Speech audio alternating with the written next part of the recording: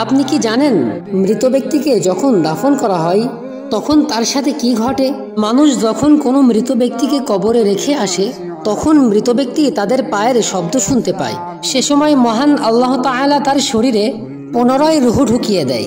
এরপরে দুইজন ফেরেশতা তার কবরে আসে আর তাকে তিনটা প্রশ্ন করে। নাম্বার 1, মান রব্বুকা, তোমার সৃষ্টিকর্তা রব কে?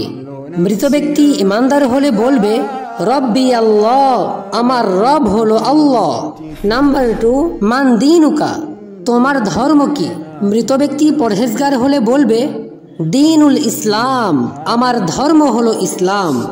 নাম্বার 3, নবী করিম সাল্লাল্লাহু আলাইহি ওয়াসাল্লামের ছবি দেখিয়ে ফেরেশতাগণ বলবেন মান তারিফু হাজার রজুলু, তুমি কি এই লোকটিকে চেনো?